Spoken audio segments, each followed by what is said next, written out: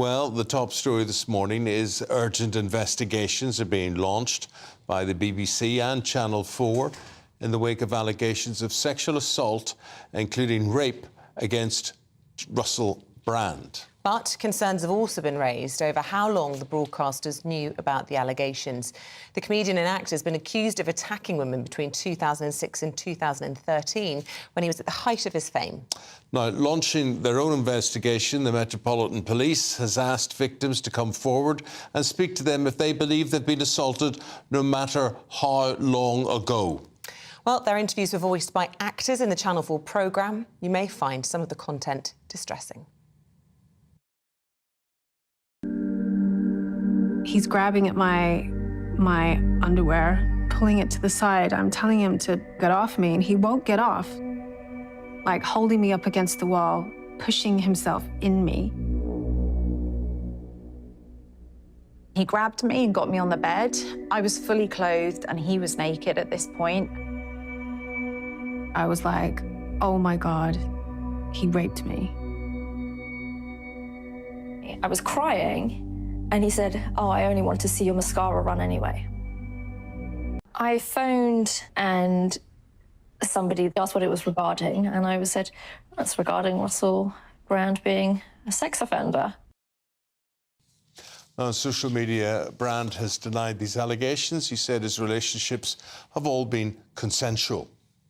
Amidst this litany of astonishing, rather baroque attacks are some very serious allegations that I absolutely refute.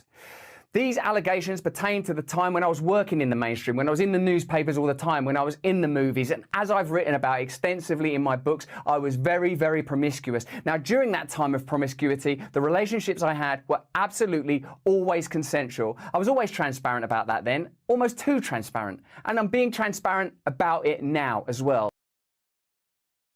Well, let's speak to the host of Protect and Serve podcast and former police officer Laurence, who joins us in the studio. I mean, you only have to look at the front of the newspapers this morning, and once again, he is splashed all over them. I suppose what's different in this particular kind of celebrity sex scandal is that, as he says there, he was well known to be a Lothario. He was well known to have a drink problem, a drug problem. This may not come as a huge surprise, but nevertheless, there's too many people coming up with the same story now, isn't there? There is, very much so, and I think, as we see, the Metropolitan Police have asked for victims to come forward, so this can be investigated robustly and allegations can be looked in, because at the moment these are allegations. So obviously he has an entitlement to a presumption of innocence at this moment in time, but obviously it's important for victims now, hopefully, to feel empowered that other women have come forward, that they may also come forward and report maybe similar or like stories. But as you say, the front page papers don't paint a very good picture this morning, for sure. Are we likely to see an arrest in the coming days? How do you think this will play out? I think we're quite away from that at the moment. I think there's two areas here. Victims may not actually come forward to police. There's two things here. There's criminal justice and then there's social justice. Victims at the moment will feel empowered. They're in control of the situation. This is part of the healing process for them coming forward. We've got to remember that our criminal justice system has a very poor reputation in convicting people of allegations of this type. So they may see that this is what they're pursuing, is this social justice, this recognition, this point of being listened to by the public about allegations which they've been silent for a very long time. Some of the allegations relate to incidents happening in another country, not here in the UK. What happens in that case? Are there sort of rules around statute of limitations or any of that impact on this particular person? Yeah, no limitation of time with this. And I think the most important thing is obviously the Metropolitan Police, if they are the police service which takes this forward, can work for organisations in the United States where allegations seem to be coming out from and can collate witness statements, victim statements, various different parts of the investigation, support any investigations which happen outside the country. So can very much support in that full complex environment. I suppose what we know historically, whether somebody's a celebrity or not, is that actually from an allegation of rape or whatever it might be to conviction is a very, very low rate. And that's often for a number of reasons, victims often not wanting to go through the whole process of a trial.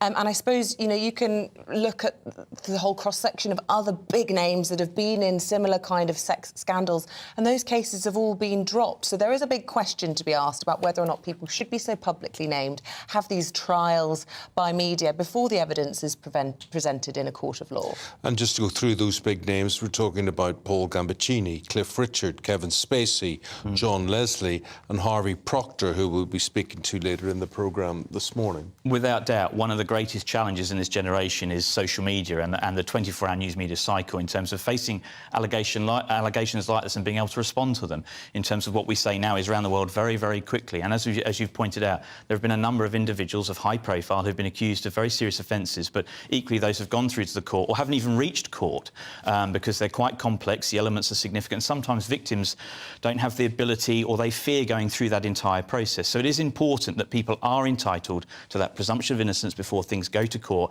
and they are found guilty through our judicial system, which is critically important. A lot of people are critical about investigative journalism in all of this. What role does investigative journalism have to play? Channel 4 cleared their schedule on Saturday night, entertainment night, for a 90-minute documentary, for instance, before the Sunday Times and every other newspaper in the land printed headlines on the Sunday.